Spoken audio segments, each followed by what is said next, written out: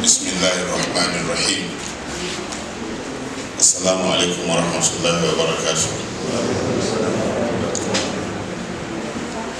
I thank the organizers for extending this invitation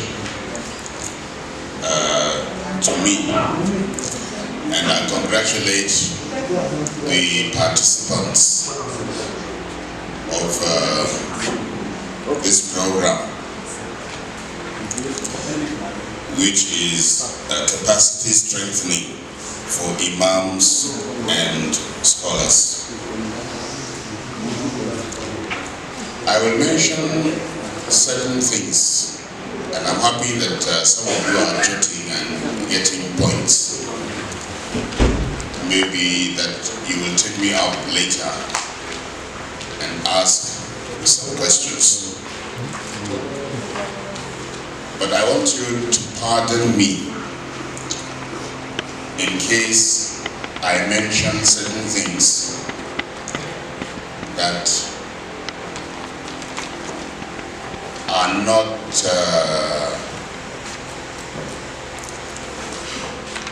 from a humble perspective.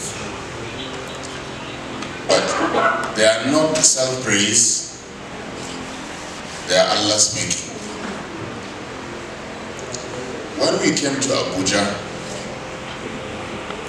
about 30 years ago,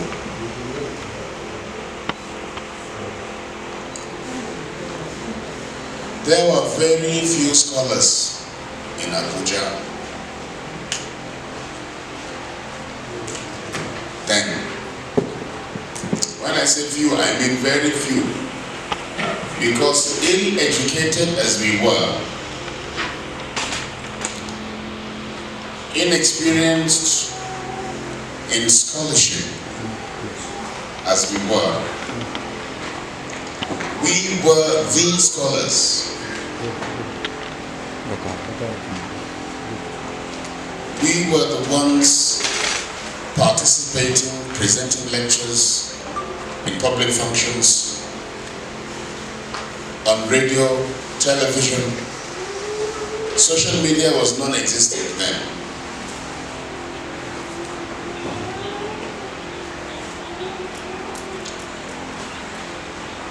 And everybody was, as it is today, looking up to Abuja. Abuja was and is where to be.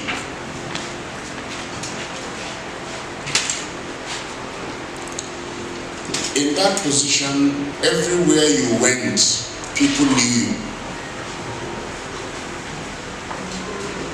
Because of radio and television programs and public lectures, there was no office that we would knock at without that door being opened to us.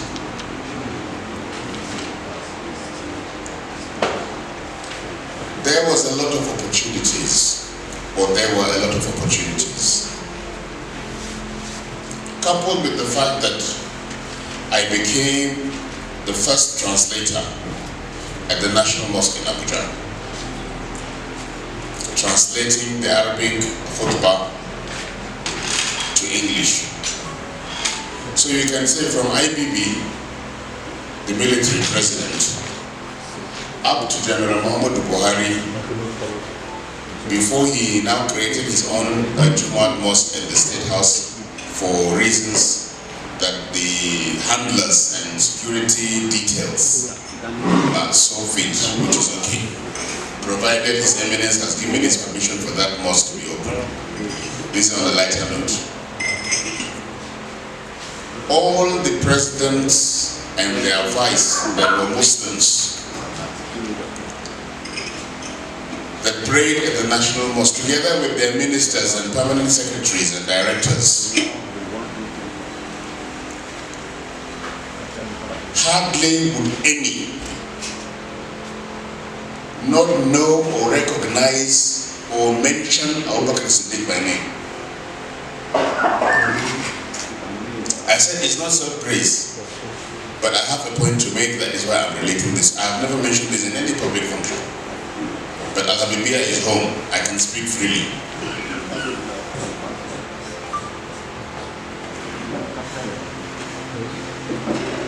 If I had chosen what others have done, I would have got whatever I wanted. Not do anything. Make sure that you seek appointment with any minister. Go to them, get the contract, do it, and that's all. Or wait for any opportunity that money will be shared.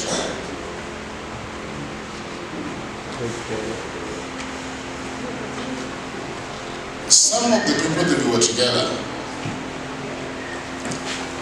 said, you are just being mischievous and envious of us having anything through you.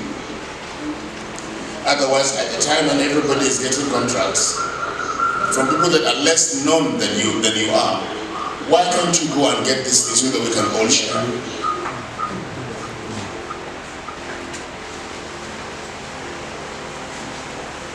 So this is sounding a warning to scholars and imams like you and our workers to take their precaution and to seek Allah's countenance in what you do. The speaker is not an angel. I'm not saying that everything I did was right, or that I didn't like money or I didn't like the world. I like money, I like the world, I want to enjoy. But I want to do that with some dignity.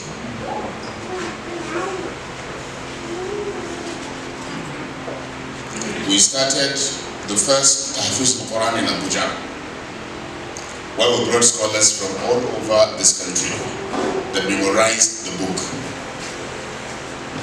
And we tagged a fee for that. It was the first Islamia school that collected money in Abuja.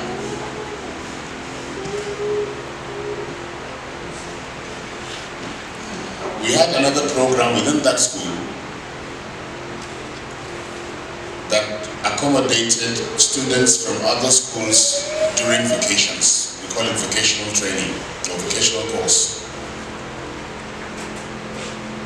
Even the children of the then Vice President Abubakar Siddeeq were in that school.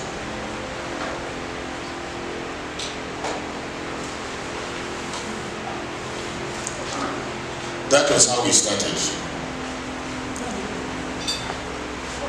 Earning from what we do.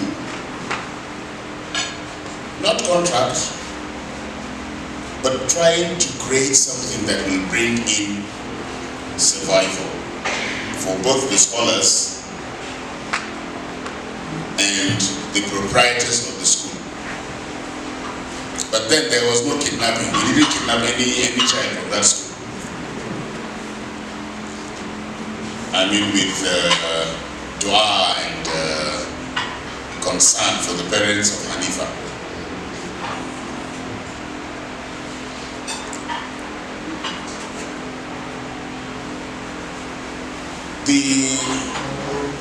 The owners of the building that we were renting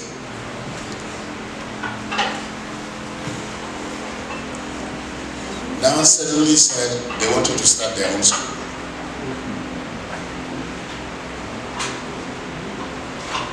I'm talking about Esteem International School.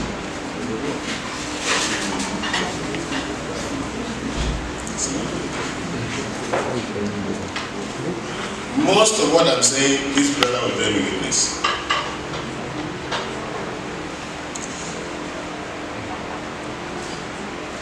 We started at the Area 1 Mosque, where Imam was also heading a school, Imam Fuad himself.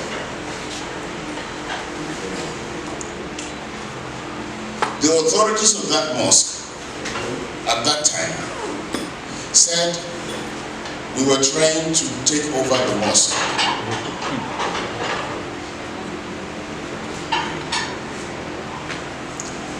And a sad story, or sad part of this narrative, they made Muslim scholars who were teaching in their own part of the school to come into our own classes of Quran and to create commotion so that the lesson would not be possible. It's like when you are reading the Quran that the kuffar would now say, لا تسمعوا لهذا القرآن والغوا فيه لعلكم تغلبون. Don't listen to this Quran, but come and create a lot of confusion so that you can be the winners. This was from the kuffar, but at our own mosque, we witnessed this from Muslims who were teaching Islam to our kids. Why would another branch of Islamiyah be created, though with specific emphasis on the Quran? Why would it be? Because this Hafiz something is aimed at taking over the mosque from us. So that was when the owners of the building, the school was not yet created, and we got 21 classrooms. From about 3 or so classrooms that we were driven away from, we got 21 classrooms at our disposal at the STM building. So when that place was virtually unknown to all, but our presence brought life and a lot of activities to that building that Al-Haji Ibrahim Kanu built and donated to the Muslim community. When that place became lively,